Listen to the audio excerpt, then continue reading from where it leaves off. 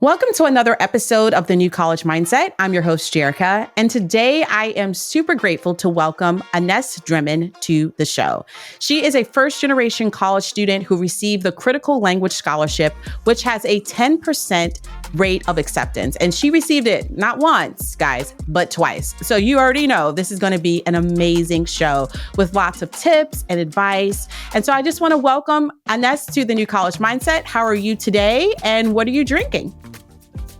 I'm doing fabulous and really honored to be here. And I'm currently drinking a Pu'er from Yunnan in Southwest China. Ooh, what? Tell us a little bit more about the tea and I don't know, even say the name again, because I want our listeners to really hear what the name is again. So within tea, there's multiple categories. So this is the category of Pu'er, P-U-E-R, which derives from Yunnan, Y-U-N-N-A-N. It's a province in Southwest China. It's also the origin of China, fun fact. So I'm actually drinking this beautiful loose leaf bud of tea that's like 700 years old, are the trees. Wow. I got this when I was working in Beijing a few years back, and it has a beautiful life in of itself. Man, that is awesome. And today we're going to be drinking tea together. So cheers. Cheers. And what is in your cup? So I have a tea. It's called Madarin, which is from Jordan. Well, I'm not sure if it originated from Jordan, but I found out about it while I was working in Jordan doing some refugee work. And it's amazing. It tastes like sweet mint. And fun fact or weird fact about my life. So I loved it so much. I actually tried to bring the dried leaves into the US, and I had it all packaged, and I was just like, this is super dry, get to customs. And they were not happy. So they told me how to throw it out. So, fast forward a few years, my husband was just like, I'm going to get you this tea. And now that I get to drink it, it's freaking amazing. And it has, I don't know, it has a calming effect. Anyway, guys, for our listeners, get yourself some of this tea, and I'll link the official names of the different teas that we're drinking down in the show notes. Can you tell our listeners a little bit about yourself and the origin of your name? So Aness is a writer. She's an amazing writer, and we're going to link some of that in the show notes as well. And when I was reading your writing, something that I think our audience should hear is the origin of your name. So I don't know if you're able to share with us, what does your name mean? Yes, absolutely. And thank you very much for asking that. I actually chose my name, and part of the reason for doing that was out of safety. So I ran away from my abusive family when I was 18 and cut off contact with everybody in order to start college as a first-generation college student. And my name is actually a poem. So Aness is a combination of two languages. An in Chinese, 平安, means peace or safety. S is from the Latin word evanescence, also the band. They're cool. Check them out. Yes. Which means to gradually dissipate into nothingness. And then Dremen is Old English for dream. So altogether, my name means that by disappearing from where I was, I'm now safe to pursue my dreams. And that has echoed in what I've been able to do as a student through CLS and other opportunities, Gilman, Fulbright. Even just going to college was a dream. And now, I'm a writer traveling between the United States, China, and India, often found with a teacup in hand. So this is a dream that I'm able to live now peacefully. Yeah, no, that is so powerful. And what I hear is not letting your current situation determine your future situation. And that name embodies that, of dreaming for the next. And man, thank you so much for sharing that. I know our first and second gen students are going to hear that, and maybe give them hope that they can kind of start over, and things can work out. And I know we're going to talk a little bit more about your CLS experience a little bit later, but I want to talk first, if you could share what you studied in college. My Bachelor of Arts were in Chinese and English literature with a concentration in creative writing. And I haven't announced this yet, but I'm beginning my Master of Fine Arts in creative writing in the fall at the University of Nevada, Las Vegas. full What? funding. So, Congratulations. Oh, with full funding. Oh my gosh. Like I need like a bullhorn, like dun dun dun dun. Like that is amazing. Oh my gosh. How did you feel when you found out that you got the full funding? oh, that is a story. I was in the line at the security at the Hong Kong International Airport transferring. Yeah. I was flying from India to come back to the US, and I checked my Yeah. email and I got the notification. And I just kind of squealed. And then I started doing these little hops up and down. I was like, wait a second, I'm in a security zone. Let me not make a scene. And just like screaming inside my head, I got in.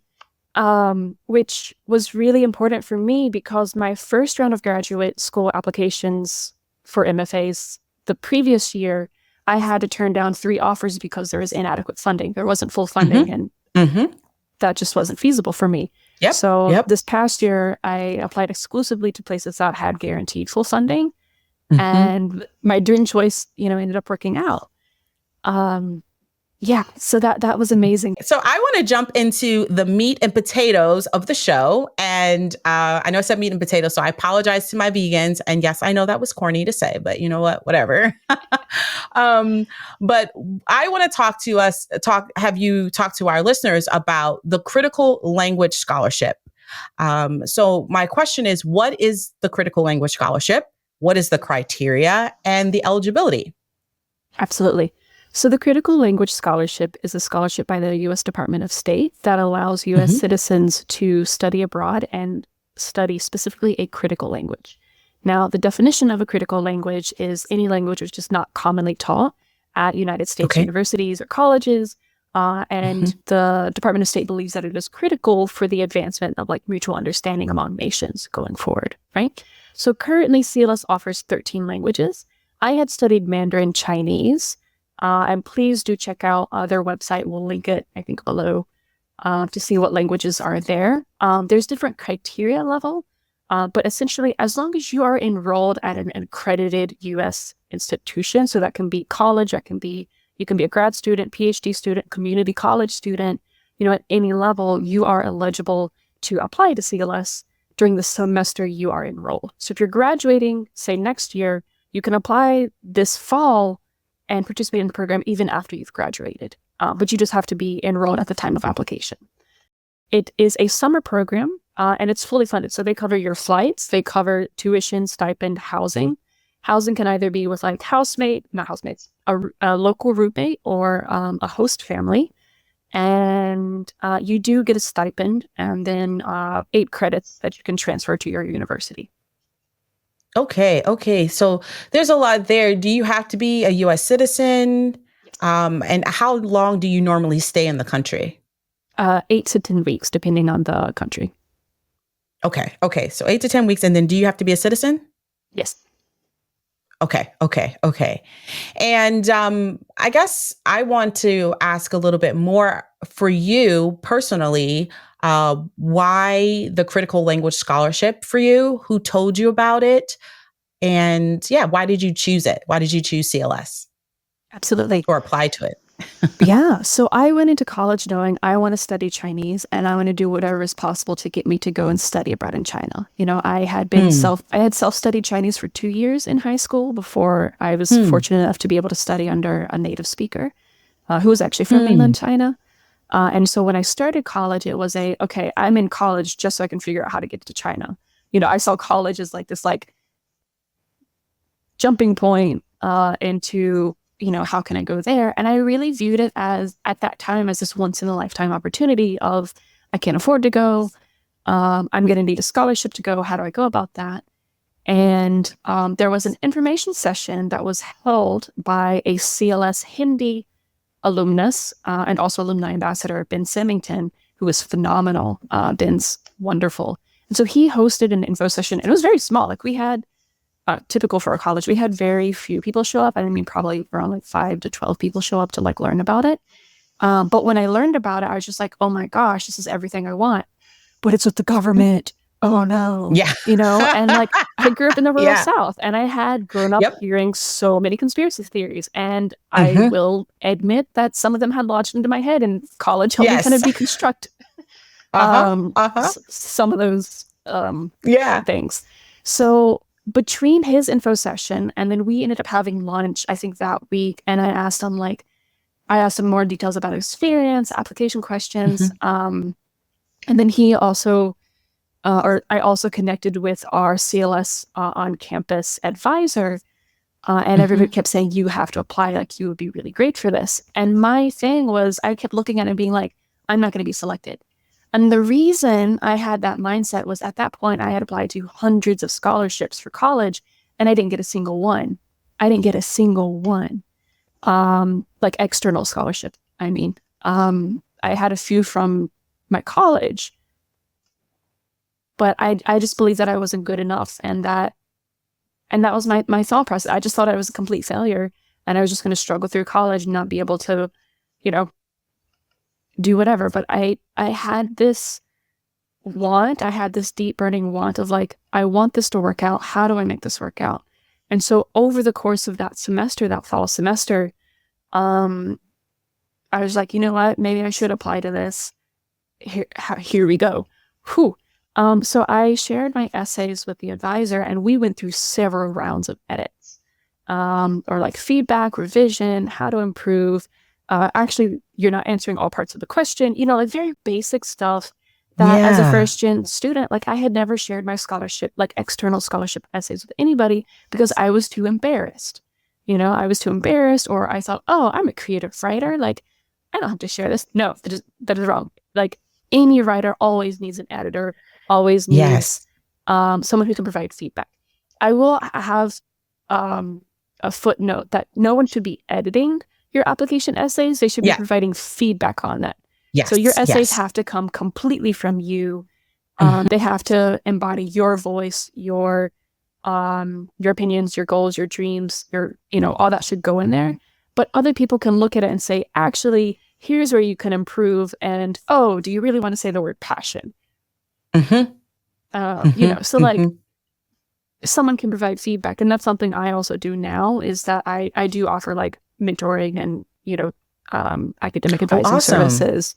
Yeah. And like, that's something I see in a lot of like my first gen clients, is a lot of Yeah. them won't completely answer the essay prompt, or it's a little bit over. And Mm. then, you know, like a lot of these kind of quote unquote basic things that people who come from a privileged educational background just follow. Like, I didn't have the mindset for that. I had to have someone guide me through that. And I think that was absolutely crucial for me in understanding, oh, this is how you apply to scholarships. And then, Yes. oh, this is how I present myself. So even, you know, Mm-hmm. like that has had significant impacts on me as an individual. You know, it's been it's been 9 years since I did CLS, right? So Man. yeah, like I still like the Wow. impacts of that semester of revisions and being like, okay, how do Mm-hmm. I best tell my story? Mm-hmm. I wasn't Mm-hmm. telling the story that needed to be told. I had to go through several Yes. drafts to be able to say like, this is the me that I want to present, Yes. right? So Yes. Yes. Yeah. And what I'm hearing too is like, there's a little bit of shame sometimes of like, well, shame of sharing your story a little bit, and then shame of like, mm, hey, I have to get this revised. But once you overcame that, you were able to get the help that you needed to then be able to write a more powerful story. The story was yours. It was just, it needed someone else's eyes to be like, hey, did you really mean to write this? Or did you mean to write this? Or, hey, write a little bit more about how you're feeling at this point. So I want to now show our viewers a little bit about your journey in China. And so I'm going to pull up on the screen here some video, and we're just going to like talk about it, what was going on. So right here, for those that cannot see, the first one, this video is of you at a tea shop. And I love tea. I'm not a coffee drinker, so this video made me really happy. Can you tell our listeners a little bit about what you learned about tea while being in China and what's happening in this video? absolutely. So this was, I think, one of the first videos I took in China. It was Oh, the first Saturday we were on Huimingjie in Xi'an, which is this lovely area around the center of the city. And essentially, that's my classmate. He was actually in the advanced levels. And we went and we walked around, we saw this tea shop. So we went in and we sat down, she invited us to sit down. We started sampling this tea called Jinxuan. It is a milky flavored, like milky smelling green tea. It's a beautiful tea. And so she's explaining the process behind tea. So my friend had first said, oh, the tea in America just isn't as good as the tea in China. And she's like, right, because tea is produced in China. But she didn't say it in a very, I think I said that too sarcastically. Yeah. She said it in a very nice Yes. way. And Yes. she was so patient with us. So my friend is having this beautiful conversation with her. And then I think around this time, I started to say a question. And if you listen to the video, it's my first weekend in China. I was stuttering, I was struggling, I was pausing, I would interject in English words. I was trying to ask, are you washing the tea leaves? Because I had learned about that practice, but I had never said that phrase in Chinese. And I was really, really struggling. And I had this motivation to learn, and tea was that conduit for which I could learn so much through. So here she's actually explaining how a gaiwan is representative of humanity, right? You have, so the guides, you have the lid, you have the wan, which is the bowl, and then you also have the saucer. So that represents heaven, people, and earth. So when the three are combined, that is a reflection of humanity, right? And then later on, she talks about how when you are served tea, you receive a cup, you take 3 fingers and you tap them. And that is a gesture of saying, thank you, without having to verbalize that. And she explains kind of the history behind that in terms of, it actually derives from Emperor Qianlong. And it's a beautiful story. I highly recommend looking into that if you're interested. But yeah, my videography skills are not the best, but I was excited. I had my camera. And, what did I learn about tea in China? I learned so much. And I think one of the beautiful things about tea is that the more that you learn, the more you realize that you don't know, right? So some of my experiences that I experienced specifically in my first CLS, I've actually written about, and they have been published. There's one in Global Tea Hut where I'm talking about this same friend who gifted me this cup here, invited me to drink this beautiful aged tea that was gifted from a tea master. And so what I learned is that there's always so much more to learn, and it's really essential to stay humble and be open to learning more. Whether you consider yourself an expert or a specialist or whatever it is, as you go further in your career, always know that there's so much more to learn and that you should be eager to learn. So I think I was reading in the Global Tea Hut, and it said that something really was impactful to me. It said, in the first year, it's tea, right? First year is tea. And the second year, it's medicine. And in the third year, it's a treasure. And I was like, whoa, that is so deep. Because I just think about my journey with Majoram, right? The first year is just tea. The second year, it's medicine. I'm feeling it's changing, right? And the third year, it's a treasure because not only am I getting all of those benefits, but it's taking me back to a beautiful time, And so I definitely highly recommend our first and second gen listeners to check out your writing because it's really amazing. I think this is a great way to talk about this video of a Chinese man playing Chinese yo-yo, which is amazing to see. How did this video even happen? And were there other things you saw there that were just equally as wow in China? Yeah. So this was at a public park in Beijing, and I was walking around with a friend, and I saw him playing, and it was one of those moments where you just turn and you stop and you watch because you're so amazed at what you're witnessing. Yeah. And there's a lot of really beautiful things that happen at public parks in China. People playing yo-yos. I once saw this beautiful calligrapher who had a massive sized calligraphy brush. We're talking about, it was the size of a mop. And he would hold it and he would write in water these beautiful calligraphy characters. And then we would just stand there, and then eventually a crowd came up. This was in Chengdu, actually. A crowd came up until the water just evaporated up, Beautiful, beautiful, ethereal, moving poetry. Also, Chinese aunties who will go dancing in the evening. So put on a big boom box and they'll go dancing. So, you know, there's all sorts of really wonderful things that you see at parks that are just normal. This is just a day in the park. And I did have enough money to start, you know, traveling around to nearby cities. And that's what learning a language does, is that you gain confidence, you gain these really interesting experiences. And for any of you who are debating about, should I apply? Please apply. Apply to anything, apply to everything. You never know what opportunities will come seeking you out. Yes. No, I think that is awesome. And in the last video I want to pull up are just a series of videos, and I'll play them back to back, but it's about the different types of music instruments that you encountered while you were in China. And so I think it would be great for our listeners to see the types of instruments and different things that were there. That one is actually my favorite instrument, my favorite Chinese instrument. It's called the guzheng. It has been translated to like the Chinese zither or a like a dulcimer. But I think we should just call it the guzheng because that's what it is. You know, if we can say, I don't know, insert whatever your favorite European word is that is not an English word that is, you know, kind of common in English, I think we can also do the same for Chinese. So it's Guzheng. And it has this beautiful, very calm, very peaceful aura as an instrument. And this was actually at the same friend, Ipo, who had gifted me this teacup. This was at his friend's place, and his friend is actually playing the instrument as we were eating sunflower seeds and drinking tea. Other one was this instrument here. What is this? That is called the taodi, Taodi. Okay. Also known as the ocarina. It's a type of flute. I really appreciate you taking the time to share that, because it'll give our first and second gen students just a little bit of insight of what they could experience when they apply.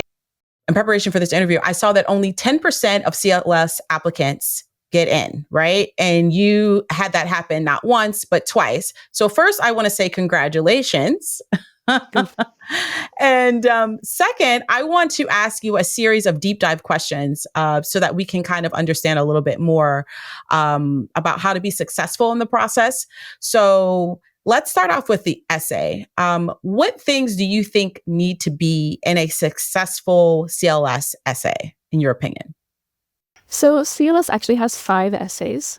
They're very brief essays, somewhere around 300 to I think 600 words a piece. At least that was the case a decade ago when I was applying. And my advice would be, make sure you're answering every single part of the question. That was my mistake when I was first drafting, was I would get so fixated on one part of the question that I wouldn't necessarily fulfill everything else. So one way of approaching this is to so usually what I'll do is I'll create a Word document or Google document and post all of the essay questions on their own individual pages. And then I'll take the main question and then copy paste it directly below and make a break in between every question. So there's 3 questions, first question, and then I would write my initial draft response. Second question, draft response. Third question, draft response. That way I'm making sure I'm answering all points, and then I can take and I can cut out those repeated questions and smoosh the essay together. It's okay to be over the word count. Like in your first drafts, it's okay to be severely over, severely under. The main important key thing about when you're first starting to draft these essays is that you are trying to convey yourself and you're trying to understand the story that you're conveying.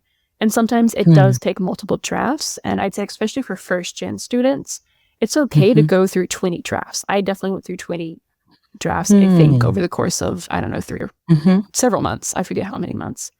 But it's important to be able to know the story that you're telling and to finally find what is the story you're a little bit scared of telling, but maybe worth telling, right? So don't be afraid to go through multiple drafts. 1, don't be afraid to reach out for help. Go to the Writing Center, seek out your professor. On the official CLS website, there is a search for the official CLS representatives at United States colleges and universities. So search that and Okay. see who's the representative at your college. If there is no one, speak to the study abroad director or coordinator. And if that isn't available, because I know community colleges may not have that resource necessarily, but if you're a community college student, you can apply to CLS. Go to the CLS website and look for alumni ambassadors. So search for someone who's near your region or in the language that you would like to study in, and contact them, and they'll definitely, be able to help you understand more about the application process. Yeah, I want to also get kind of your feedback on some of the things when I was researching for our conversation. I heard things like in your essay, you need to write about your ability to adapt, your ability to handle stress, your ability to show that you have a passion for the language that will continue after. What are your thoughts on that? Those types of things that I saw while I was researching. Oh, yeah, for the totally. I essay. mean, two of those were actually essay prompts when I was applying. So one of which was, how do you expect yourself to adapt to culture shock while living abroad? And so what I did was I talked about how me moving from the rural South to Midwest Wisconsin was a cultural shift, and what I was doing, and like the tactics I was using in order to stay connected to my host community in Wisconsin. So if you had a shift, and a shift can be from high school to college, a shift can be across the United States if you've moved in order to pursue education. It can be dealing with any other stressor. Identify your coping skills. What are your coping skills? Do you like drinking tea? Maybe you could go share tea with people. Do you like, I had one advisee who wrote about how, she was more introverted. And so whenever she felt overwhelmed, she would listen to music and study her flashcards. So that's something you could talk about. If you're introverted, if you're extroverted, that's all okay. And CLS wants to see a diverse range of individuals who participate in the program. So talk about what makes you you. Is it reading? Is it writing? Is it skateboarding with the local community? That's cool. So just be you. Like, CLS is excited to see really a range of people's abilities, experiences, background, and etc. There's another one you mentioned that was also one of the essays, connection to your future. So this is extremely important. So the goal of CLS, one of the goals, they have many, is that you as an alumni will have continued usage of the language. So you want to write about that in your application essays, right? So in my first CLS essay, it was my first and my second, I think for both of them actually, I wrote about how I wanted to pursue a PhD in Chinese literature. That hasn't happened, but I really believed in that. And I talked about, my love of literature. And I think in my second one, I spoke about my love of tea. So it's okay if your plans change in life, that happens. But they want to see, how are you intending on using this language in the future, right? I spoke about how applying to CLS a second time would help me be able to gain more linguistic nuance in order to fulfill like a thesis requirement, right? So that, and then I think I was interested in being a study abroad like director for a program in China. Like that was my long-term goal then, was I wanted to be with a program going forward, which I'm not doing now, but I have been a program leader for American high school students studying abroad in China. What I think stands out, going back to the essay for the CLS, is it's basically, it doesn't matter your experience, but you want to tie it together in a way that makes sense, that shows why this language for you. And I think a lot of times when I was approaching these types of programs, it's just like, okay, I haven't really participated a lot in the language outside of classes. But you're saying that's okay. What have you done in your life that can show that you're resilient, or can show that you're this or that? And let's link it all together in a way that makes sense, so that the reader says, okay, yes, she hasn't participated in all these extracurriculars for the language, but I believe that she would make a great fit for this scholarship. There's kind of two sets of languages. So for CLS, there's one set where you have no previous experience in the language, which is okay. And then there are some languages which require previous experiences. So currently, Japanese requires 2 years of formal study.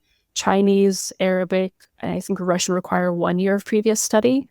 So that is something to keep in mind, where you would have to have certain like language requirements and that you should actively speak about if you're applying to any of those, Chinese, Japanese, Russian, Arabic, there may be one more I'm forgetting, that you are talking about your experiences in the classroom, outside the classroom, and why is it important that you be selected for this? For those with no like formal background in the language, that can be okay. Like you can talk about, for example, if you want to study Korean and your college doesn't offer Korean classes, you can talk about in your application essay, oh, I've studied it through XYZ opportunities. I watch Korean movies with, talk about whatever you're doing. If you're involved in the community, if you're volunteering somewhere, if you have a cultural connection or a friend from the country, what if you started a pen pal program, or if you participate in a pen pal program, those are all things that you can absolutely write about in your essay. Okay, so you get into the CLS, and what I want to talk about is what's next. And in my research, I kept hearing about OPI. So can you tell our listeners, what is OPI? What does it mean? What happens? And how did you prepare for yours? Absolutely. So OPI means Oral Proficiency Interview. Basically, it is a test that CLS, again, they'll cover the fees associated with that. You take it on a phone, like we actually took it on a landline. They recommend doing it on a landline. Oh, wow. And yeah, because it's more stable of a connection either domestically or... Where would I find one? Oh, yeah. Well, CLS would provide one in like your host country, whereas in college, I actually used, I worked in the Writing Center and I used our Writing Center director's landline after office hours. But essentially, it's an interview that is to test your linguistic ability. And so they're going to continue asking you lots of questions to have you respond to those. And they will go until you reach your linguistic limit and kind of, you reach your limit. So I've taken the OPI 4 times. The first time was the most daunting because, and CLS is very adamant about this, once you're awarded CLS, no matter what your OPI score is, they will not take away the scholarship. You can score absolute beginner and not know any words in the language, especially for like those with no language experience background. That is okay.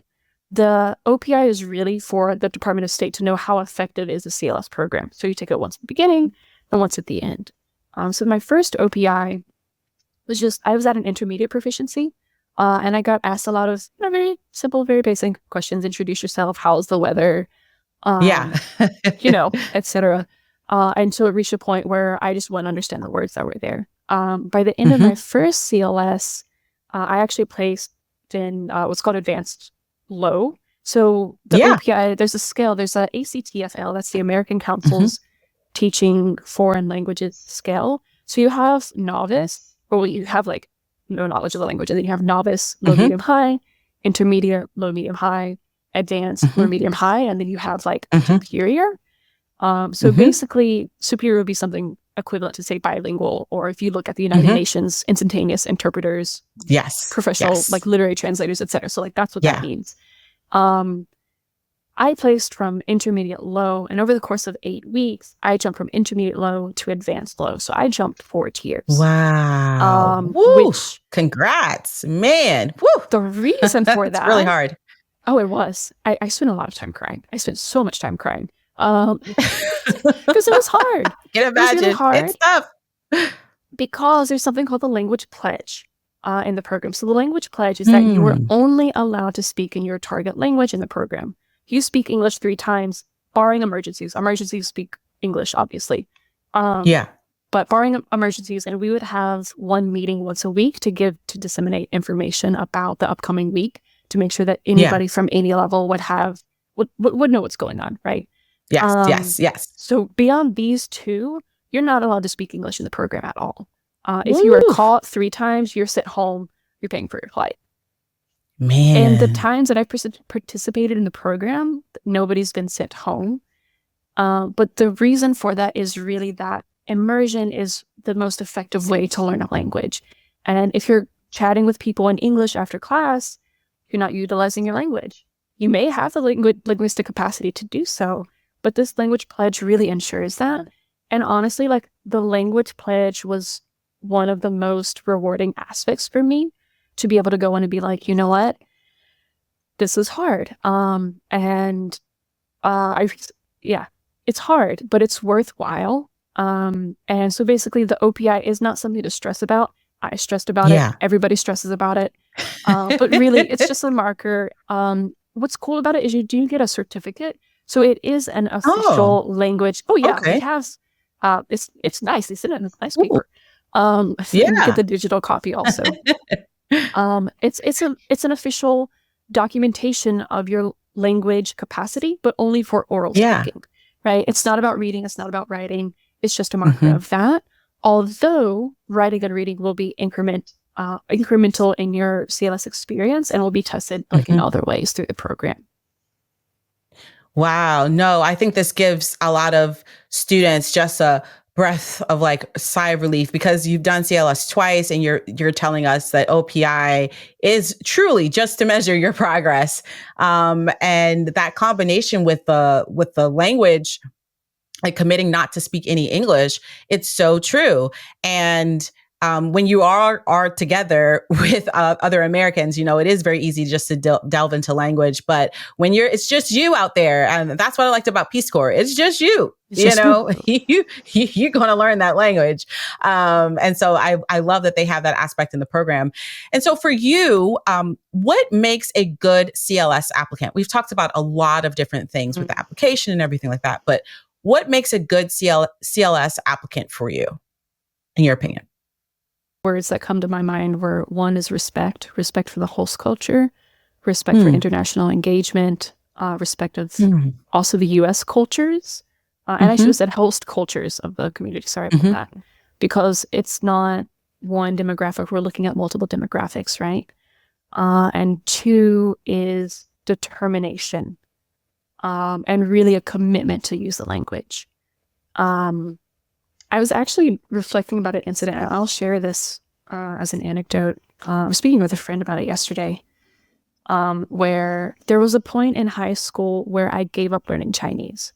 I had spoken to someone who didn't speak Mandarin. They spoke another Chinese, and I wasn't able to communicate with them. And my brain wasn't able to handle at that time the distinction and the understanding of multiple languages. And so I just blamed myself. It's like, oh, my Chinese isn't good enough. I'll never be good enough. I shouldn't speak this language. I'm awful, And so I stopped learning Chinese for several months. And there were other things going on. I mean, I was also planning on running away from my abusive family. So, like a lot of things. A lot of things. But I gave up learning the language. But then in that process, I actually I was still reading, English books about China, about, memoirs and whatnot. And I came across Adeline Yanma's memoir, Falling Leaves. And there's this beautiful passage about endurance. So the character for endurance in Chinese, or endure in Chinese, is a knife that is followed by a heart. So to endure is to, put a knife into your heart. And it's this beautiful passage. It's written about, the author's, grandfather who's practicing calligraphy and also suffering from an abusive situation. And that paragraph made me realize, like, I shouldn't give up Chinese. Like, there's poetry in Chinese. This is why I fell in love with the language. This is why I should continue studying the language. So it's okay if, due to whatever's going on in your life, poverty, just pressure of going to college, whatever else, that you stop something, that you stop your passion for some time. But I think that key in whatever it is, for CLS or, whatever you're pursuing, is determination to keep going. It's okay if you quit, but if you continue going afterwards, that's resilience. Yeah, that is so powerful and very encouraging. I think to our listeners, and I'm just to myself too, you do fall down and you do say, I can't do it. And especially when you're language learning, you do get those setbacks where it's like, man, I had like Tagalog, I speak Tagalog. So there's a lot of like tonal stuff. And there are those points where you're just like, man, I had this sound and now I don't have the sound. And I just feel distraught, or I can't order this from this place, or but the determination to keep going, because after you hit that clip, then you like, poof, you just hit that next level and you hit that next level. So, that is so encouraging. And I think for our CLS first and second gen students that are going to apply, just know that, yeah, tough times are going to come, but that determination is what's going to push you through. So thank you for sharing that.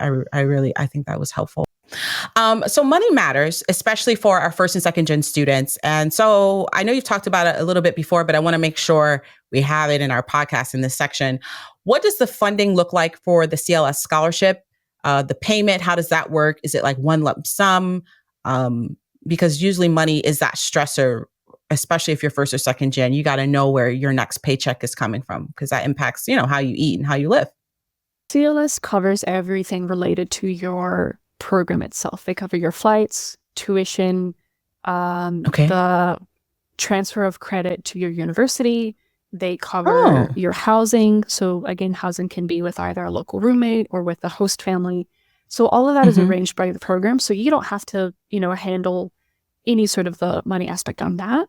They also give you a stipend. So it's a modest living stipend that is at the rate of your host environment, right?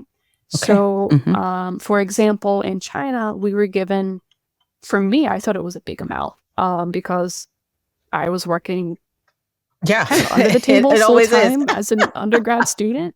And I was just like, I guess you, honey, like you're just going to give it to me? How? So the direct deposit.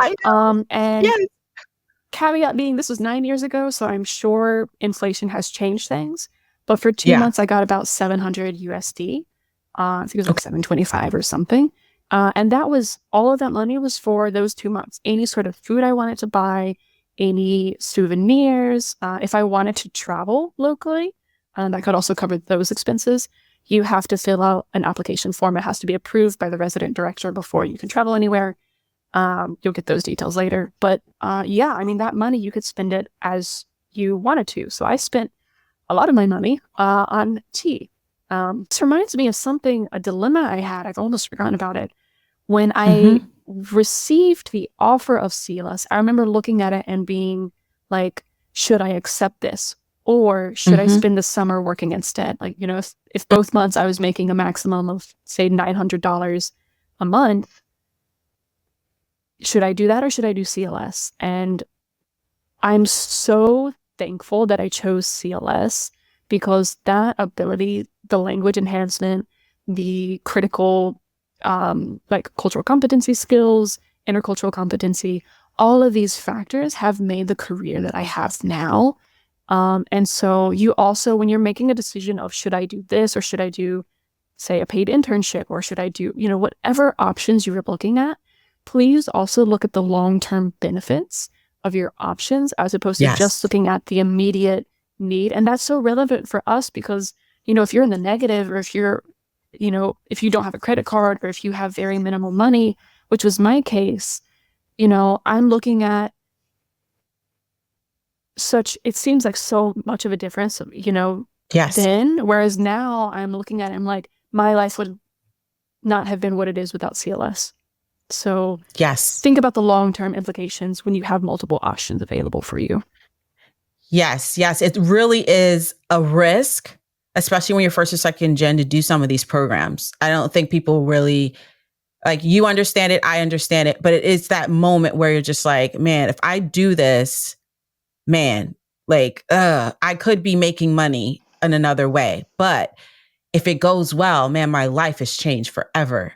So I'm going to take a shot. I'm going to try and, do the best that I can while I'm over there. And so to hear you say that, I think is great for our first and second gen students to hear that, yes, going on these programs, if you're going to do an internship, a paid internship, make sure that it makes sense, not just taking jobs that have nothing to do with your major or anything at all, so that in the future, what you did, that risk you took in yourself, it will pay off.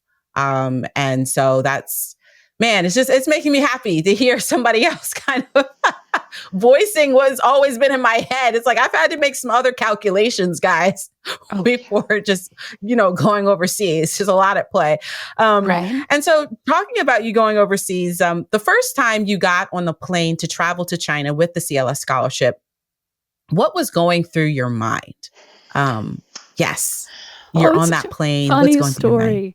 Yeah, so I think about not a year, maybe 6 months leading up to CLS, I started writing a diary in Chinese every single day. So I made it a habit of like, it was very short. Like, I think I started with like, I don't know, a paragraph in maybe like January. Yeah. And then by the end, I was writing like 2 or 3 paragraphs. Very short, which that's a lot. It's a lot, because when you translate Chinese into English, like English like doubles or triples in size because the words are longer. But I mean, that's just a fun like translation thing to keep in mind. But I was sitting next to this lady on the plane who was from mainland China, was a native speaker, and she was kind of looking at my work, and we started a conversation, and she asked, oh, well, what are you going to China for? And I said, oh, I'm going to study Chinese. And when I told her about the language planet, she was just like, oh, you won't be able to do that. Like she's kind of like looking at my work, like at my writing, and just being like, you won't be able to function. And I just remember being like, oh, but I will. I'll make it. Yes. And there was a silent like thing of being like, I'm going to make this work. And my first CLS, I mean, it was so difficult. You're learning 50 words a day. You're learning 6 grammar patterns a week. You have an essay that's due every Friday. Whew, gosh. And I spent a lot of time crying, and I was actually placed a level a little bit too high for me. That was tough. But my thing at the end of the day was, feels weird saying this, but like, thank God I don't have family back in the US to call. I can spend that time studying instead. And most of my friends in college weren't keeping in touch. And so actually my first CLS was really, really lonely. But I took that loneliness and I spent it instead into my studies. I was spending, I think, I was spending well beyond, probably double what they recommend for the amount of time to spend on homework. And then once I was done with homework, I would just go out and I'd walk around the community. And you would not believe there was a T-mall a 5-minute walk away from our dorms. So I would just go. Yeah, it was amazing. Oh, it was amazing. So I would go and I'd talk to different tea shop owners, and I'd ask them about tea. And the phone that I had didn't have an app that could work offline, like a translator app that could work offline. So if I encountered new words, I didn't know what it was. So I had this little notebook that CLS gave us, and they said, if you encounter new words as you're going about, write them down. So I'd have a list of like 20, 30 words from like a single conversation that I'd bring back to my dorm, and I'd go and I'd look up the translation, and then I'd try. So, back then we were doing like, I think like 3 or 5 sentences using the new word with different like grammatical constructs. But I was so determined. And I'll kind of end this on a note of the last week I was in CLS, I walked into the office and my instructor looked at me. She was like, oh, what time are you walking on? Like, oh, I almost forgot. And she goes and she grabs a newspaper and she brings it back. And my essay that I wrote in Chinese was published. They had sent it. They didn't even tell me. They just took it and they submitted it to the paper being like, we want to feature some students. And she's like, you were selected. I just started crying. I just absolutely started crying. Man. And it was called Youha the Chongshi, a friendly city. And it was about my experience studying abroad. And so if someone tells you no, and I feel like as first or second gen students, we're told no a lot by family, by friends, by instructors, by people sitting beside us on a plane. Keep going. Keep going. Don't let them stop you. You're worth more than that. You can keep going. I believe in it. I may not know you, but I believe in it. Yes. No, that is so true. The keep goingness, the pouring yourself into the experience to say, this has to work. This has to work. This chance I'm taking on myself, this has to work. And the tenacity and just going out there and to have it come full circle. It just makes me, I can just see it like exactly what you just said, like showing up and there it is on the paper. You're like, what the world?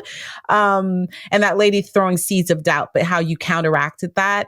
And because you're first gen, you've already had these experiences where you've had to overcome, that you're strong enough to push past that and be like, yeah, you doubted me. So did all these other people, but yet I'm here right now on this plane next to you.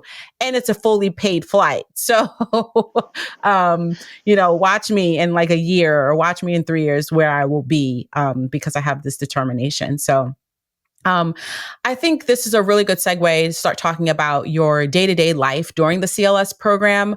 What did you enjoy the most and the least? So I don't know if you want to start with the least and then do the most, or the most and then the Ah, least, but your day-to-day life during the CLS program, what did you enjoy? just one. I'm like, it was the whole immersive experience. So the Hmm. experience included me being in a classroom with five. So there are five of us total, and we would have Okay. language drills where we have the grammar and we have a Hmm. blank, like a little blank thing, and we have to fill in the Mm-hmm. blank. And so we would go by, and every single one of us would say the exact same sentence, like a drill, boom, boom, boom, boom, boom. Yeah. Yeah. And it sounds very technical, but what that did was that it really embedded in you, this is the correct usage of this form. Okay, next. Hmm. Where's the next one? So that experience, I loved being able to go and have tea with strangers. I mean, I brought 2 cups today. This Yeah. cup was actually a gift. It was a handmade gift from a friend that I met at that tea mall. Wow. And oh, that's a very long story. But being Man. able to share cups of tea with people, It's so small. Can I see the cup again? Like, absolutely, yeah. oh, So, this is wow. actually considered a large cup by Chinese, like traditional Oh, tea standards. okay. Yeah. Hmm. So they can be even, 2/3 of this size. But, by Man. China's standards, because it has such a rich history of tea, this is the normal size. Yeah. The US big gulp Oh, is wow. a very Yeah, American concept. what I'm over here sipping, like, you can Oh, like yeah. take man, so you really enjoyed like all aspects of it. And I want to talk a little bit about also the housing, um, which I know is a big concern for a lot of people. How did you manage that? What are the options? And if someone is nervous about it, yeah, what do you recommend? Absolutely. So the housing is predetermined by CLS, and it does Okay. differ like region to region. So for my Okay. first CLS, I stayed with a fellow university student, and they do have a Okay. form where they try to match you. So like she was also a literature student, which is really exciting. Hmm. So that I know some other folks are more into sports. So whatever your interests are, they do try their Was it an best to match you. American? It's No, it's a American. Chinese local Oh, local university student. oh, Yeah. oh, okay. That's good So to know. my understanding is how CLS is functioning now is that you will either have a local housemate or you will have a local homestay family. Okay. So no more school. Like dorms, not really. Okay. So it depends region to region. Like I know in China they wouldn't put us in the international student dorms, so they actually just put us in a hotel, which is very Ooh. normal for study abroad programs. They put us in a Yeah. hotel, not super fancy, but it was the fanciest thing I had stayed in. But pretty average, comfortable, safe, clean hotel, and you would Yeah. share a room, like 2 beds, 2 desks, a TV, a bathroom. Like you're sharing that, and again, this completely differs place to place. In my Yeah. second CLS, I was with a host family. So your preferences, smoking, non-smoking, dietary restrictions. If you have a religious background, I know that they can put you somewhere more affirming to you. Like I know there was Yeah. a Muslim individual who wanted to be paired with only another female host, and so that was arranged for someone. Interesting. I Okay. heard about that, I think, in a podcast, like a CLS podcast. I Hmm. don't know the individual personally, Okay. but I've heard that is Yeah. feasible. Mhm. So if you have any sort of like concerns, I was vegetarian, so I really wanted Mhm. to be able to, experience vegetarian cuisine. They can try their best, but they can't guarantee, I'll be host with a vegetarian family. I wasn't, but they Yeah. were happy to, cook, and make food for me, which was wonderful. So those are In kind of the in two your in options. your in your host family, did you have your own room? I know I'm going deep, but Yeah. it's important. Mhm. Did you have your own room, Yes. your own bed, Yes. your own space? Like break that down Mhm. a little bit more for us in case you do get that option. Yeah, absolutely. The host family I was staying at included like grandparents, parents, a son, and then occasionally the cousin would come over. And Okay. so I had my own room. I had my own Mhm. bed. There was a desk. It was small. It was nice. And then there Mhm. was like a living room, a kitchen, and then I never went into the parents' room. But Okay. that was a you should, I think. I think there was some policy about you are required to have your own individual room, and if you don't, they will switch host families. Look into your terms and conditions. And I will say, in any situation, that if an emergency arises, and that didn't happen for me on CLS, it happened on another program, and you need to move out of your housing for safety, contact your housing director or your resident director immediately. I had an incident where I needed to contact someone at 11 p.m. and get out. And that is what they're there for. They are there for your safety, number one. Everything else comes afterwards. Yeah, no, this is really good to hear. And this is exactly, to reassure. A lot of times, like I had mentioned before, this is their first time going overseas. And so kind of envisioning what it could be, but also knowing, hey, if you need help, there's someone there that can come in and whisk you away to a different option. And don't be afraid to do that.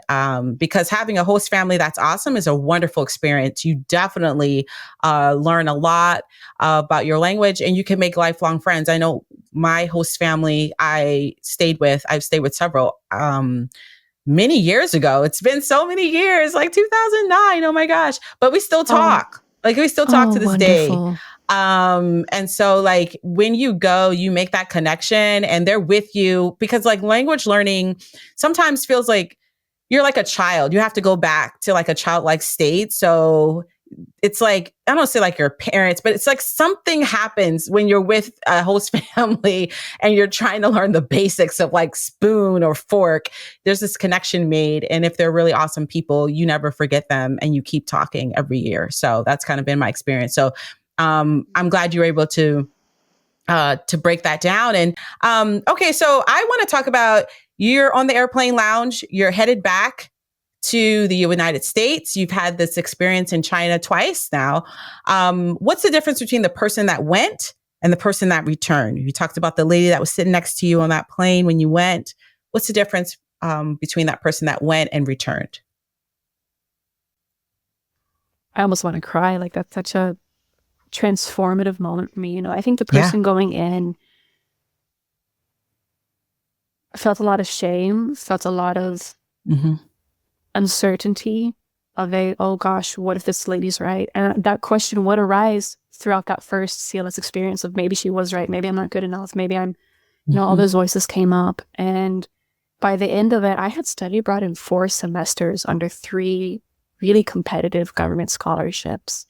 And it wasn't a thing of, am I good enough anymore? It's how do I make the best out of these opportunities that I'm graced with?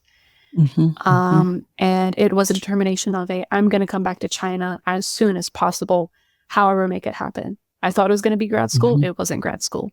I ended up coming back as a program leader for CAE and then worked in international education.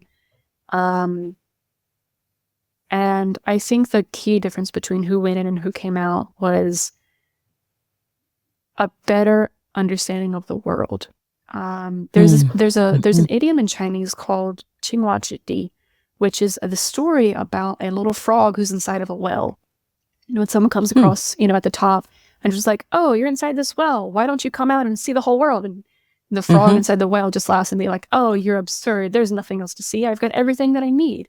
And when he looks up, there's one star. That is his sun.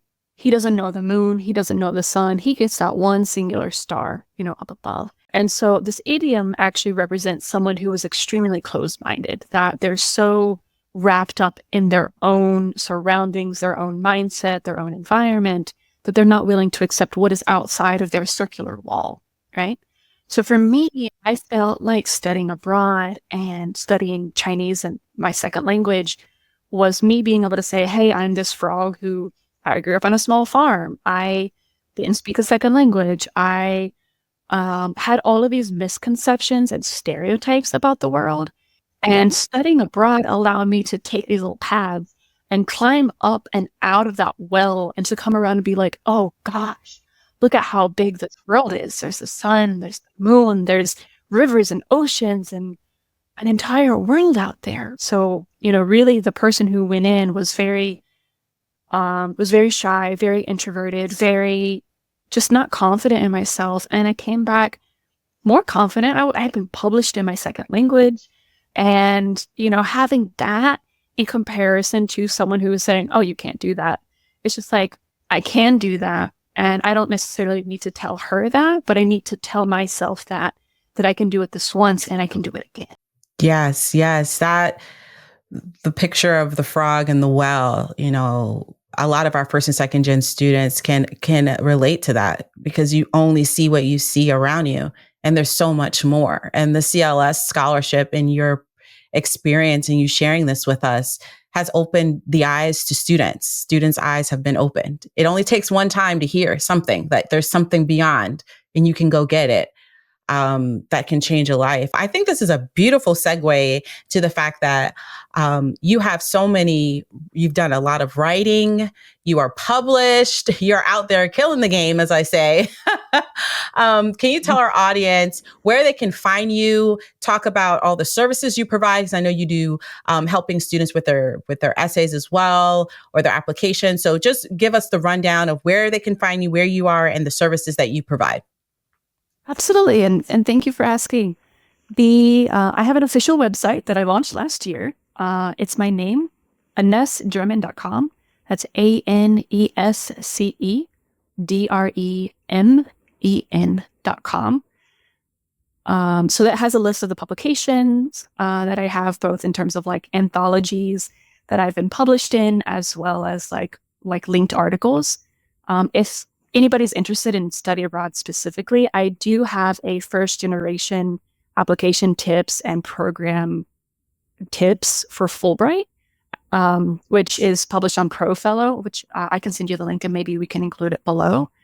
Otherwise, I have a free monthly newsletter that goes out once a month. It talks about my travel adventures, recent publications, opportunities. I have a tea corner where I talk about tea. I just nerd out about tea. And a language corner where I talk about, different languages that I'm learning. And I also do a feature. So if you're also, someone who does something creative or has a business, I'm happy, completely free, to be able to include that into my newsletter. I'm always open for collaborations, especially for those, from a similar background, with, being first gen, second gen, low income, etc.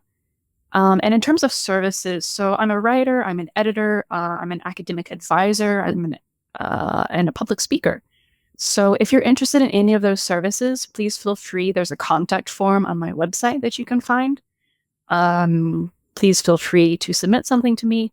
I do offer pro bono as well as sliding scale services for low income individuals specifically, especially when it comes to studying abroad. So if you don't have the money to, pay for a really expensive service, that's okay. That's why these networks exist. Yes. And I'm happy to have you reach out to me. Thank you so much, Aness, for such an inspirational interview. I really enjoyed talking to you. And I know our first and second generation college students are going to walk away just believing that they can do it. And that, I think, is such a beautiful gift that you've been able to give to us. And so thank you so much on taking us on a journey through China, through your CLS experience. And I hope you enjoy the rest of your day. Wonderful. And thank you so much for having me here. It's been absolutely affirming and such a joy.